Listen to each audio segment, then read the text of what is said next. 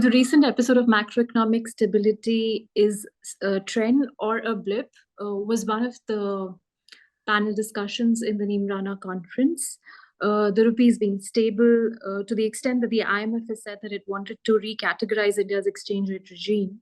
The current account deficit has been low, and on the other hand, inflation is sticky and growth has recently slowed down.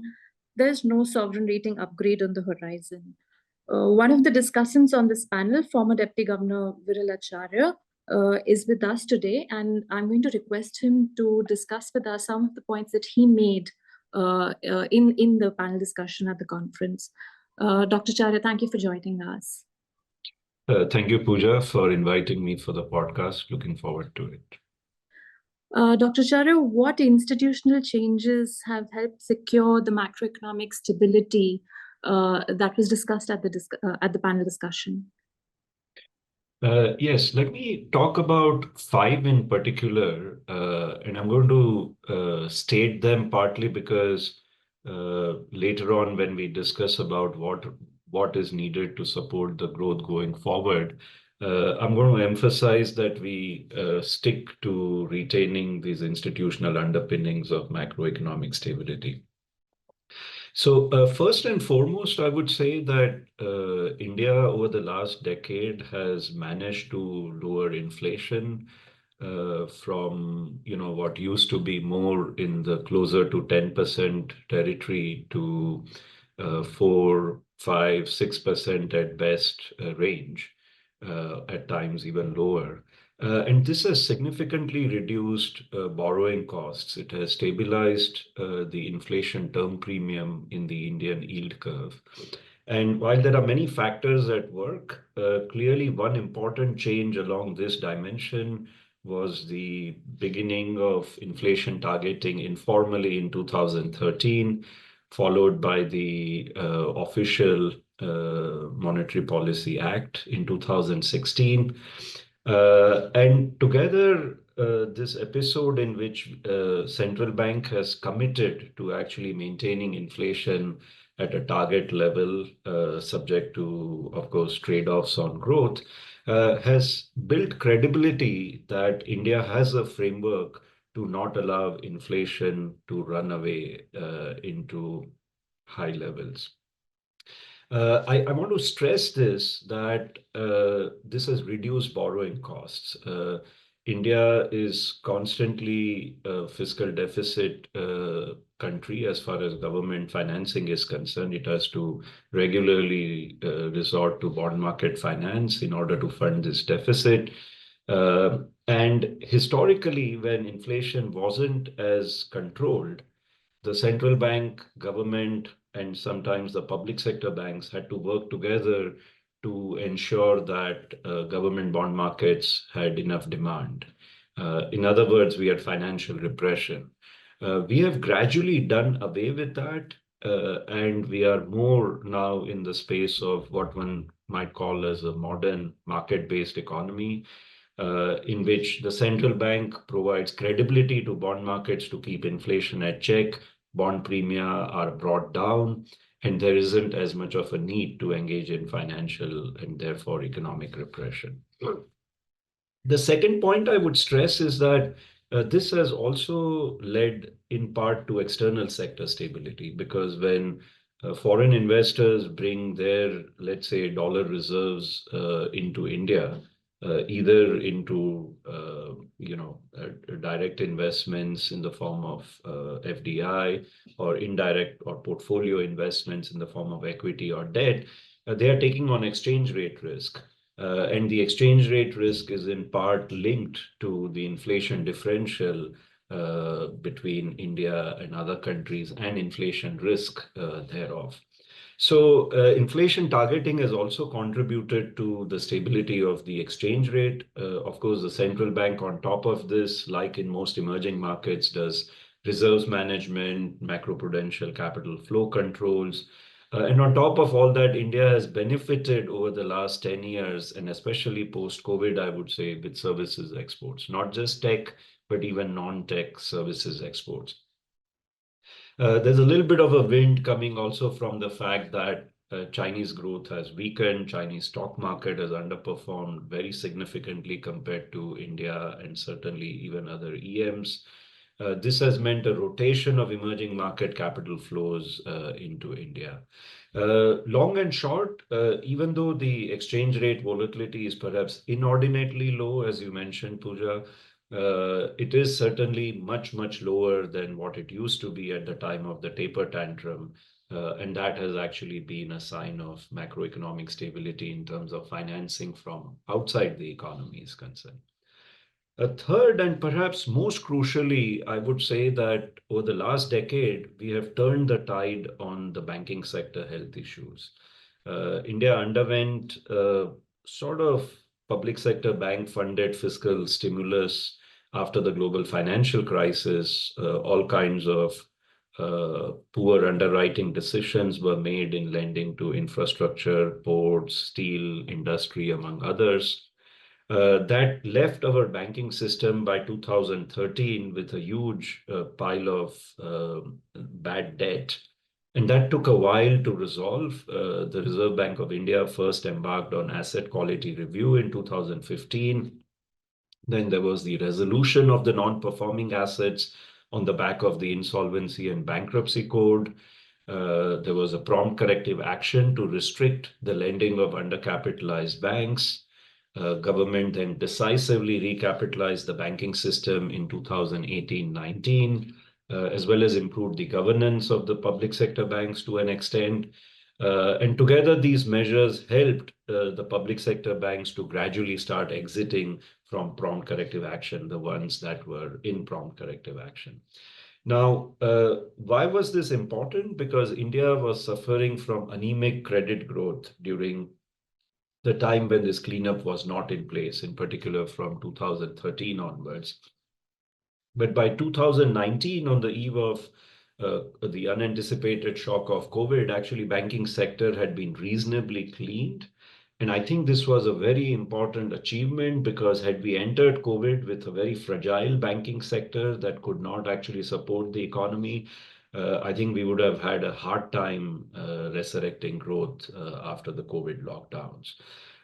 The other important aspect of the banking sector cleanup has been that there's also a strong deterrence effect, which is that once the corporates lose control of bankrupt entities, existing firms which are not yet bankrupt want to deleverage and not maintain high levels of leverage. So the fresh slippages of firms into non-performing assets has also declined for the banking system. Overall, this has meant that our credit growth is now robust. In fact, it's sort of, I would say, just at the right level. It's not overly heated. It's not too anemic the way it was over early part of the last decade. And a lot of credit on this goes to the government for putting in place the Insolvency and Bankruptcy Code, and to the Reserve Bank of India for working with the court to resolve and then get the government to recapitalize the banking system. So that was point number 3. Point number 4, where India truly has done, even internationally, among the best, is the financial inclusion and credit penetration on back of digital finance over the last 10 years. Financial inclusion had been very difficult to achieve in spite of the presence of public sector banks. And that's because it was not easy to reach the last mile. However, the penetration of Aadhaar, the unique ID for Indian citizens, the Jan Dhan Yojana bank accounts, the unified payments interface, mobile phone technology through which apps can be provided to connect all of these, and then the ability to provide a slightly more complete picture of a borrower, be it an individual, be it an MSME, to the potential lenders through DigiLocker account aggregator. All of this has given a bit of a spur to non-bank financial credit. Of course, banks are doing some of the credit based on these as well, but non-bank, especially fintech credit, has picked up both in the form of unsecured loans as well as collateralized loans. I'll come back to whether there is some excesses over here, But the point is that financial inclusion and credit penetration have looked quite robust over the last decade. This is a very significant achievement for a country where there's still a long way to go as far as increasing per capita consumption and incomes is concerned. And last but not the least, I would say that we have managed to stay fiscally reasonably stable. India does run a high fiscal deficit if you consolidate both the center and the states, as well as the uh, public enterprises that the center and the states own. However, we have not slipped too far. And this is in spite of the fact that there has been an increase in welfareism. And that's because, in part, the use of digital finance, direct benefit transfers, etc., has also been an advantage in making transfers from the government to the individuals. This has meant less leakage. So for the same deficits, actually, the government is able to achieve whatever its objectives might be in providing the welfare. And simultaneously, it has boosted the overall tax to GDP. This has been on the back of goods and services tax in 2020, since 2018. This has formalized companies to an extent, even though the tax is not imposed on the very, very small enterprises. And perhaps even more importantly, on back of the improved tax to GDP, the government has done some rationalization from just handing out welfare to spending on capital expenditures. And this has been true, especially in the post-COVID phase, where government spend on infra, especially at the center level, has actually been a significant growth impetus to the economy.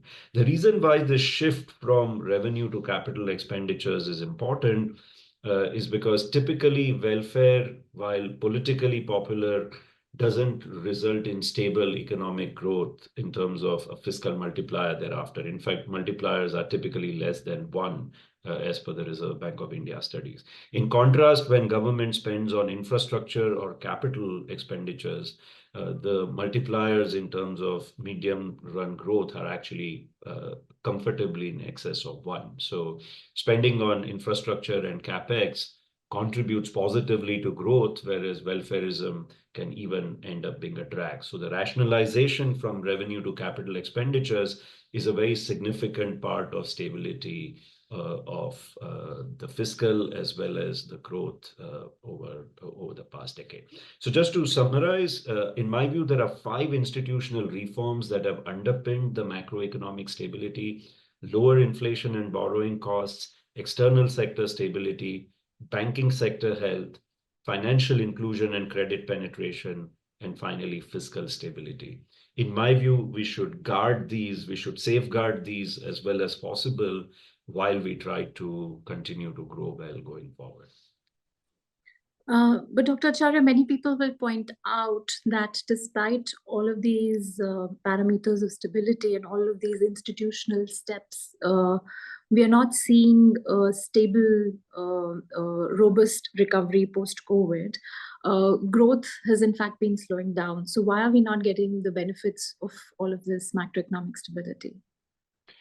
Yeah, that's a great question. And it seems what has happened, Puja, over the last few years, especially post-COVID, is that we did have a very significant growth correction. Then from that low base, we were able to embark on a fast period of growth for a while, almost 2 to 3 years.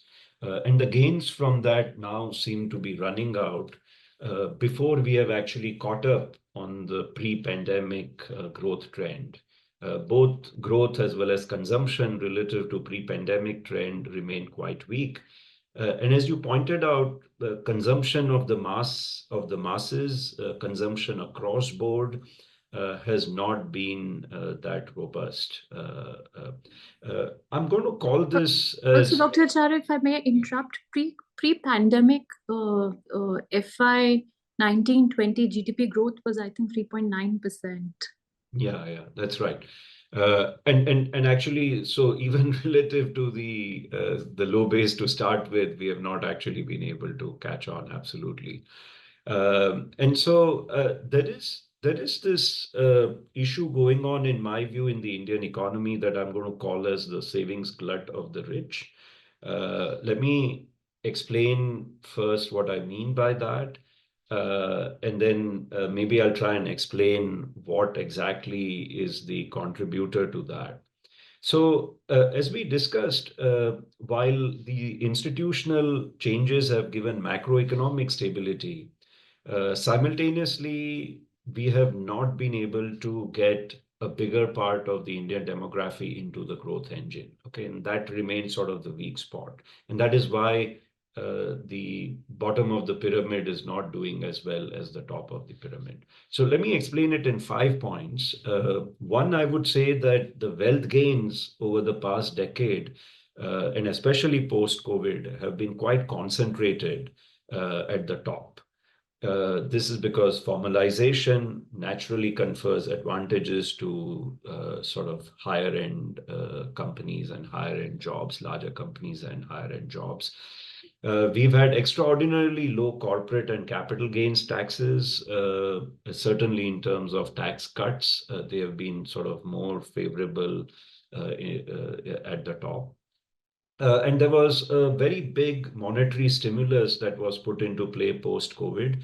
Partly we didn't have much fiscal space. We are always navigating that very tightly, as I mentioned. And so monetary was the mechanism through which the policy to resurrect the Indian growth post-COVID was engineered. And that led to tremendous stock market froth. Stock market valuations have been quite dramatic in my view. Uh, so all of this has meant that the wealth at the top end of the financialized, the formalized part of the economy, the corporatized part of the economy has been actually pretty good. In contrast, as you mentioned, the growth was somewhat weak even prior to COVID, and that's because there were repeated blows to the informal sector, the rural economy, etc. This was because of demonetization in 16 and then its aftermath. In the early phase of the GST, also there were difficulties for smaller and mid-sized companies to figure out how to continue in that space. And then, of course, COVID in itself was the lockdown was a very significant shock to the informal economy as well. So I think this is something that's important to grapple with, which is that even when we grew at high growth rates over the last 2 to 3 years, the wealth gains have been very concentrated. And a very particular aspect of this is actually the concentration of corporate profits. Uh, Essentially, the very large conglomerates in India have done extraordinarily well over the last 10 years. There's a sign that all the gains that we had in increasing competition in the industrial sectors of India because of removing reservations, opening up the sectors to private companies, that increased competition. However, over the last 10 years, actually, gradually the concentration has started building up within the private companies.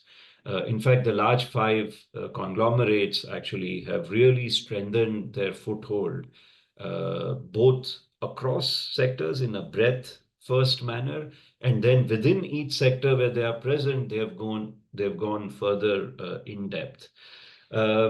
Now, why is this important? This is important because one has to contend with the following juxtaposition of facts and try and reach some reasonable explanation, which is why is it that India has relatively low private investment, uh, relatively high, I would say higher than the target inflation since COVID, at least. So inflation isn't coming down as quickly as one would like. Stock market is doing very well. Corporate profit margins are very high. And yet it seems that all these gains are not always translating into real economic outcomes because investment remains low, inflation is a bit high, real wages at the lower end of the pyramid are not always even positive or growing. I think this is necessarily a reflection of concentration that is coming in place, or at least that's one consistent explanation. Because what does a concentrated industrial player do? They don't compete as aggressively because they can actually keep quantities low, but still charge high prices because they are not facing as much competition. Their demand is therefore not as elastic to prices as ideally it should be in a competitive market. So in some sense, we have created a sticky and a structural stagflationary force at work through the nature of our industrial concentration. I I would tend to think this is perhaps even a part of our sort of national industrial policy. So historically, Indian governments thought that public sector banks were their foot soldiers. They could try and get political gains by providing loans at the last mile via the public sector banks. That financial inclusion never truly materialized in a big way for the governments.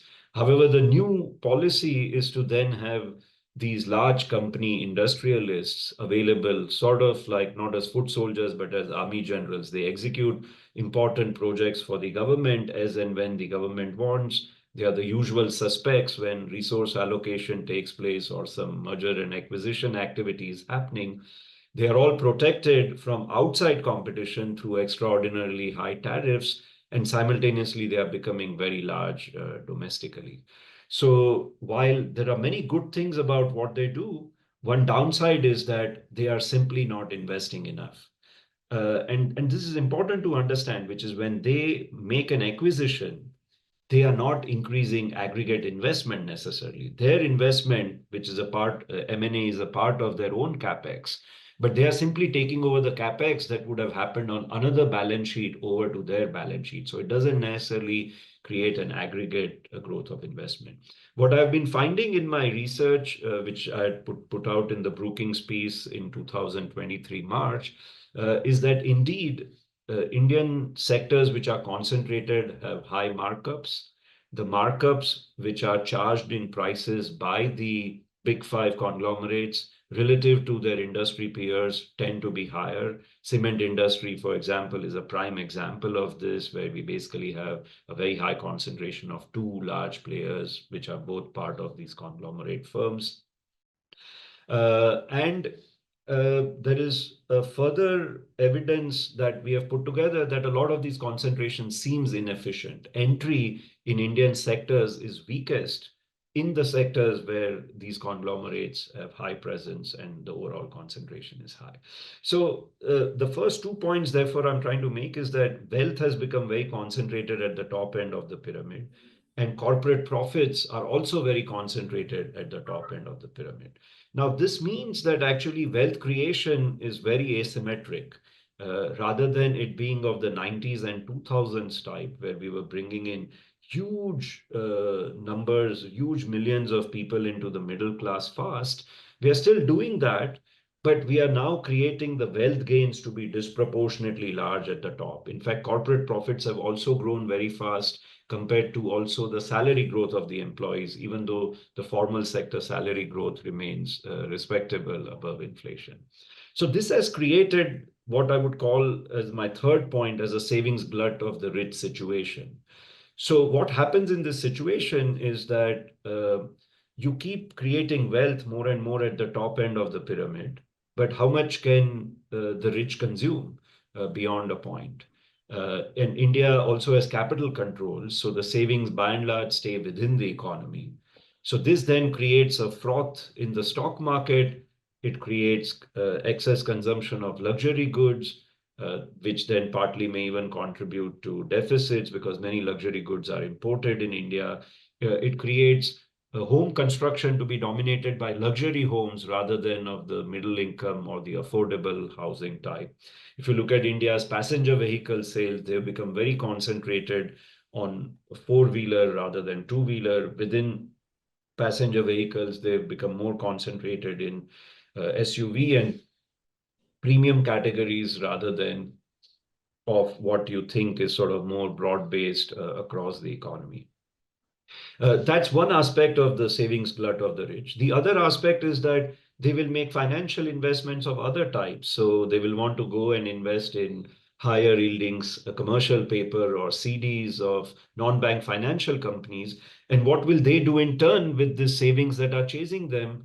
They will go and lend to those who are not able to consume as much as they would like to, which is at the bottom end of the pyramid. So one downside of the boost in uncollateralized fintech credit has been that a lot of it has been in the form of consumption loans. It's making the lower income households indebted by supporting their consumption more through credit rather than an improvement in their real wages. And this leads me to my fourth point, that we have basically created an indebted demand now in the not so rich. So you have a savings glut or excess wealth creation at the top, and then you have indebted demand of the not so rich at the bottom end of the pyramid. This is, of course, a reflection of the fact that there's a cumulative erosion of the purchasing power at the lower income households. But of course, they have very high propensity to consume. If you give them an extra rupee, most likely they will spend on medical, education, or other kinds of expenditures that are very crucial for them. But their savings are down, their real wages are down, and they keep funding their consumption through credit. But of course, when eventually the growth slows, because how much can the rich keep consuming? There is some impact of the slowdown on them as well. And gradually, we are beginning to see a high failure rate, high delinquency rates on this fintech uncollateralized credit. So Reserve Bank of India has, in its sort of financial stability role, put restrictions actually to slow down further growth of this unsecured credit for consumption. And I think that's a good point from a financial stability standpoint. But of course, it doesn't get around the real problem that there isn't much strength in the consumption at the bottom end of the pyramid out of their incomes or livelihoods. The last point on this, which is another implication of the savings glut of the rich, is that while you're creating your growth engine mostly focused on the wealthy and the salaried, you have to deal with the fact that there is some not so great outcomes at the bottom end of the pyramid. The post-COVID K-shaped recovery, the lower savings rate, the erosion, the cumulative erosion of the real wages. And how does the government deal with it? A first quick reaction is to do financial palliatives. Okay. And there is almost an unintended dark side of financial inclusion now, which is that because transfers have become more efficient, it's actually easy to do more financial palliatives. And so we have actually continued with a lot of the post-COVID measures that were adopted, which were essential in the aftermath of the COVID, but we've had to continue with them because the growth has not actually trickled down that robustly to the bottom end of the pyramid. Now, a very, very disturbing aspect of this is that because there isn't as much growth at the bottom end of the pyramid, we don't have medium to high skilled jobs that are being created in large enough quantities for India's demography.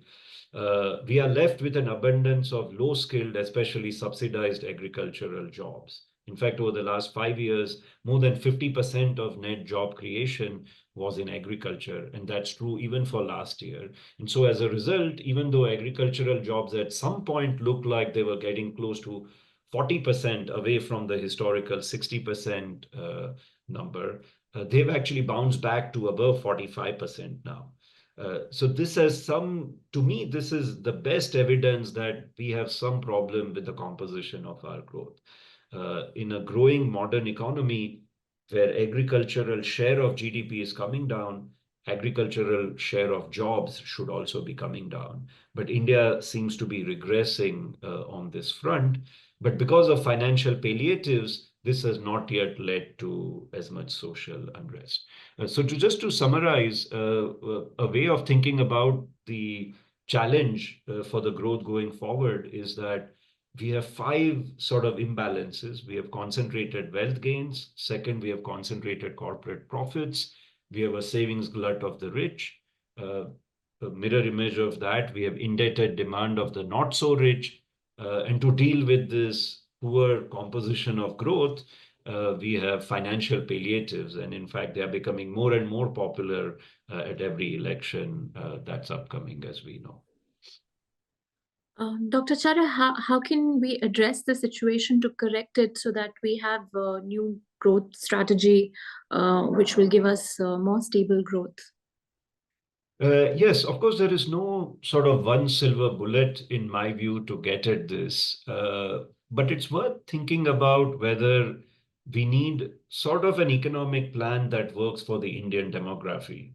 That has to focus on creation of medium to high skill jobs, given that demography is actually seen and it is one of our strong advantages relative to the rest of the world.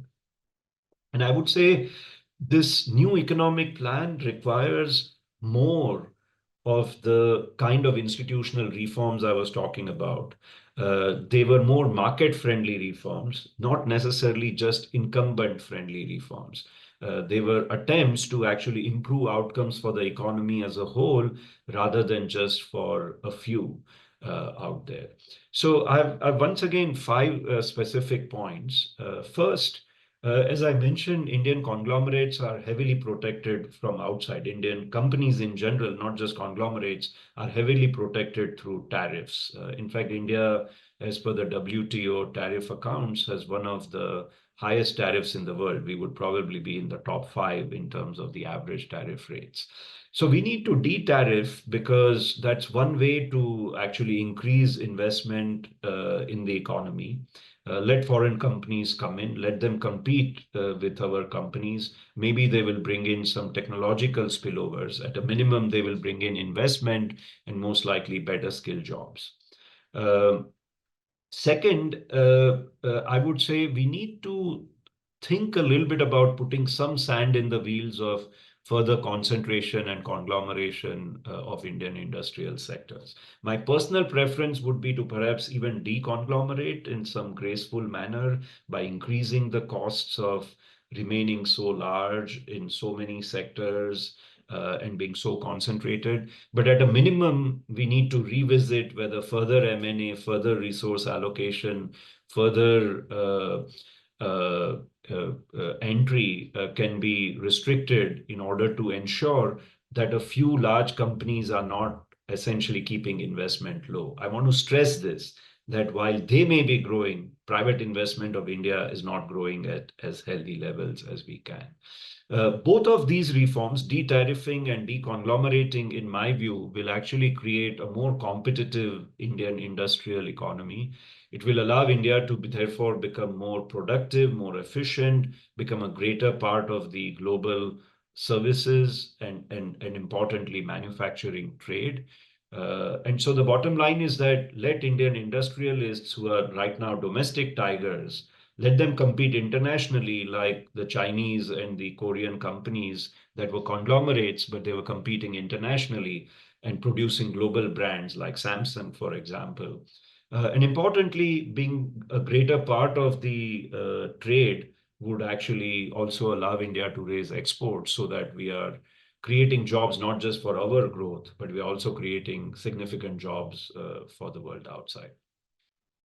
Third, I would say, to address the savings glut of the rich, perhaps some of the corporate subsidies, including the production-linked incentives, which evidence seems at best mixed, whether they are creating a lot of jobs in the Indian economy. And similarly, all the advantages that have been conferred on the stock market in the form of capital gains, tax rate reductions, perhaps some of these can be rationalized.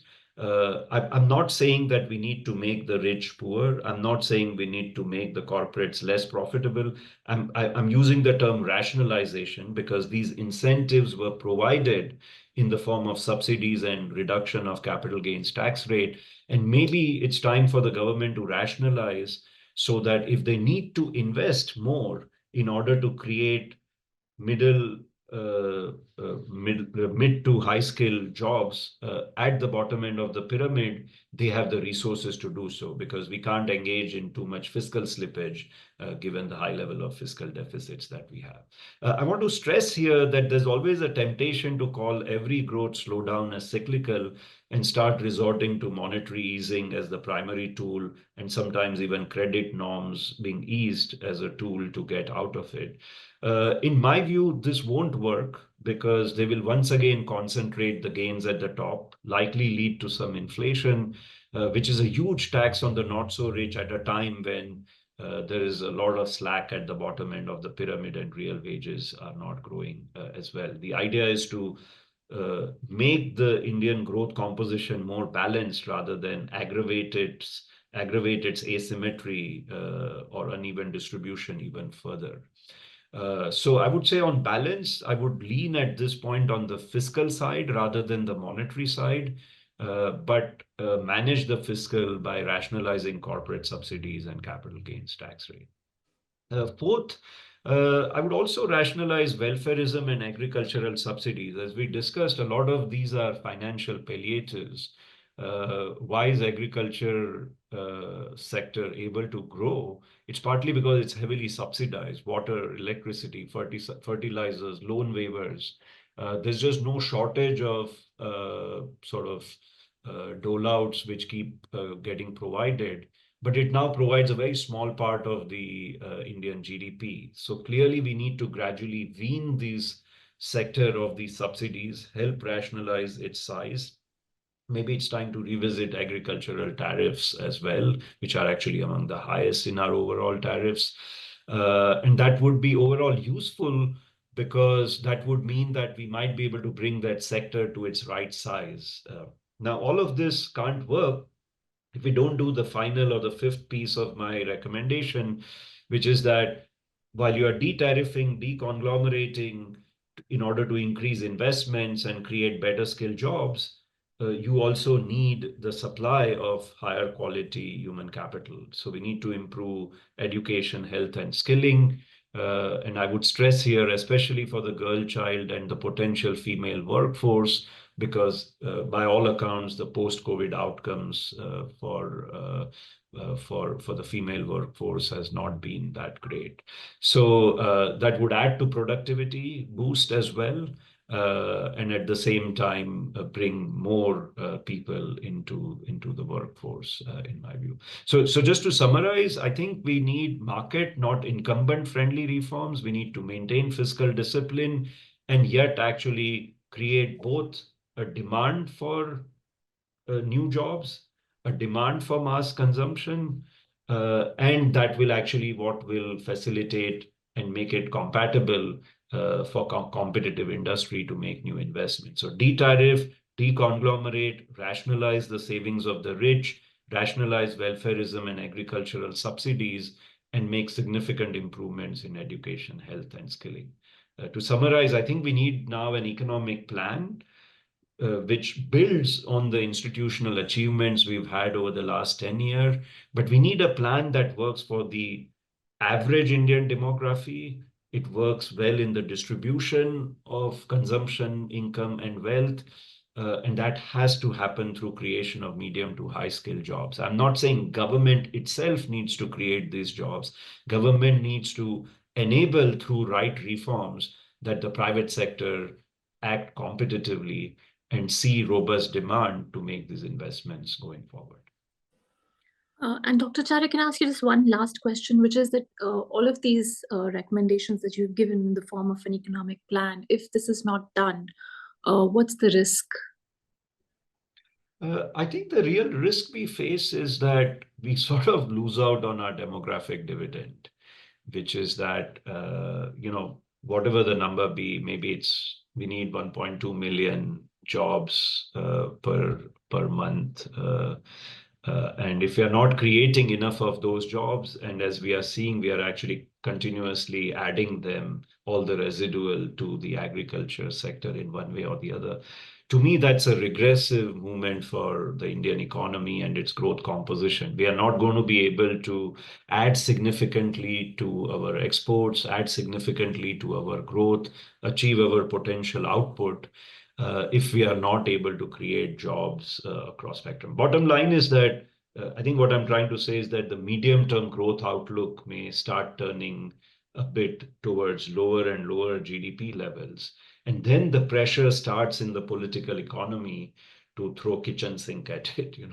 We'll start putting pressure on the central bank, on interest rate and credit norms. We'll start doing more of financial palliatives. If more of fiscal deficit has to be financed and simultaneously we are easing, we will have to then engage in financial repression. And that's the fear I have, that if we don't actually get the growth to be more equitable, not because I believe in more equality, but because I think that will produce robust growth going forward. If we don't do that, I think the risk we run is that the political economy will force very suboptimal choices. And that will retard growth even further because we would be regressing towards the kind of economy that we used to be. Right. Thank you. Thank you so much. Thank you so much, Puja, for having me. Look forward to the podcast.